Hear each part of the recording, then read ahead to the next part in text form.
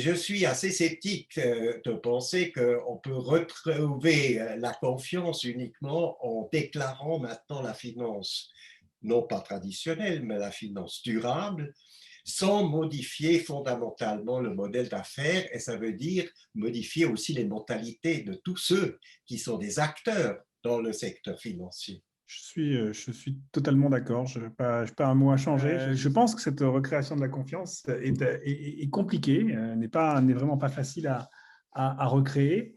Et d'autant plus que, je dirais, les acteurs traditionnels sont en train de s'y mettre évidemment sous la pression du marché et d'un certain nombre d'investisseurs institutionnels, notamment, comme vous citiez, des caisses de retraite, d'autres investisseurs de ce type-là.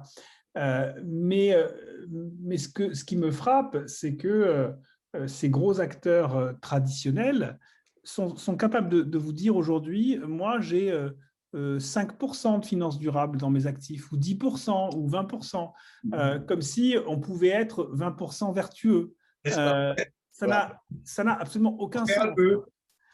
J'en fais un peu parce qu'on m'en demande. Il y a des gens qui veulent ça, donc j'en fais un petit peu. Voilà.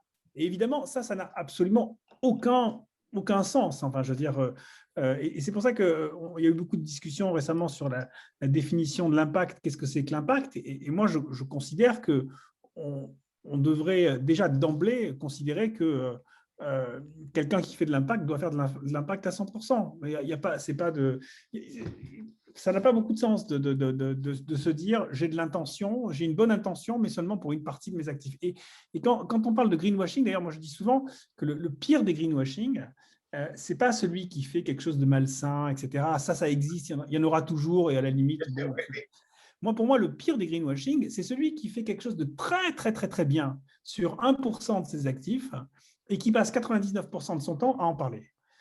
Et ça, c'est vrai que c'est quelque chose qu'on remarque de façon assez importante avec on le sait bien, des distorsions entre le message, entre le grand gérant d'actifs qui écrit tous les ans une lettre à toutes les entreprises dans lesquelles il investit et qui ensuite, quand on regarde réellement ce qu'il a fait dans les assemblées générales et les votes qu'il a fait dans les assemblées générales, eh bien, c'est en contradiction quasiment directe avec ce qu'il a écrit dans la lettre en question.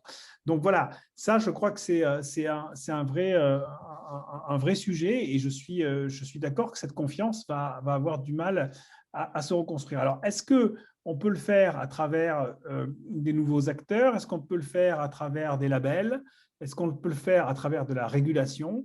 Ce sont les pistes qu'il faut explorer. Ce qu'on a fait ces dernières années, le développement de la finance durable ces dernières années, pour moi, c'est à la marge du système. C'est-à-dire, ce qu'on a fait, c'est qu'on a développé des nouveaux marchés qui sont très intéressants, le marché des obligations vertes, le marché de l'impact.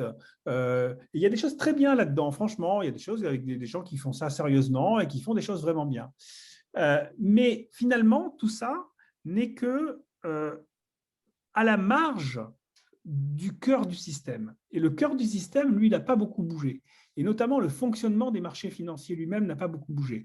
Or, je pense que ça sera très difficile de changer le fonctionnement, d'aller vers une vraie finance durable sans changer le fonctionnement des marchés en lui-même. Je pense, par exemple, et notamment à tout ce qui est court-termiste dans le fonctionnement des marchés. Si moi, j'ai participé, j'étais il y a 3 ans membre du groupe d'experts de la Commission européenne sur la finance durable. Et en fait, toutes les propos, on a travaillé pendant 1 an, on a fait un rapport qui a donné lieu en fait à la politique de la Commission européenne sur la finance durable ces 3 dernières années. Et toutes les propositions qu'on a faites qui étaient dans le sens d'améliorer, créer de nouveaux marchés, améliorer les produits verts, aller vers plus de transparence, plus d'information, tout ça, ça passait très, très bien. Dès lors qu'on a commencé à toucher à des sujets qui touchaient au fonctionnement même des marchés, type trading de haute fréquence, pré-emprunt de titres, etc. Alors là, il n'y avait plus de consensus. On voyait très bien qu'il y avait tout le monde financier qui était complètement arc-bouté et qui refusait l'évolution de cette partie-là. Oui, mais c'est très intéressant ce que vous dites parce qu'effectivement, on arrive à mettre un peu le doigt là où ça fait mal. C'est-à-dire aussi longtemps qu'on commence à dire oui, on peut introduire un nouveau fonds de placement qui répond à des critères de durabilité, on crée des fonds indexés où on prend que des entreprises innovantes dans le domaine de la technologie verte, notamment des énergies renouvelables. Je pense que les choses vont relativement facilement, même si il y a là aussi des précautions à prendre. Il faut que la sélection des entreprises soit faite d'une manière compétente et par des agences de notation qui sont indépendantes des financiers, pas qu'il y ait un petit peu des conflits d'intérêts qui, évidemment, peuvent aussi gêner le résultat. Et pour revenir à ces notions fondamentales qui assument les responsabilités de l'économie réelle, il faudrait un changement de mentalité beaucoup plus profonde dans la finance elle-même. Alors là, évidemment, on tourne vers le législateur. Il était beaucoup plus préoccupé pour éviter que le système monétaire international s'effondre. On était quand même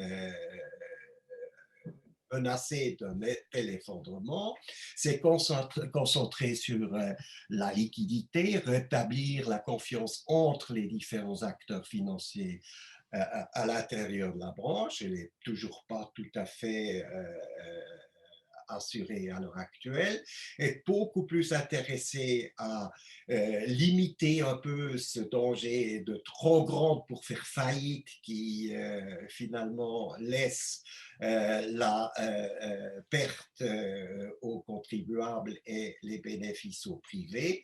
Et aussi longtemps que dans les entreprises et dans la finance, on ne tient compte que des coûts privés, il n'y aura pas de changement fondamental. Et comment est-ce qu'on transforme ces coûts sociaux en coûts intégrés dans les entreprises? Eh ben, il n'y a pas énormément de possibilités. C'est relativement simple. Hein? Quand l'État intervient, soit il envoie le gendarme, il interdit, ou il envoie le fisc et il impose.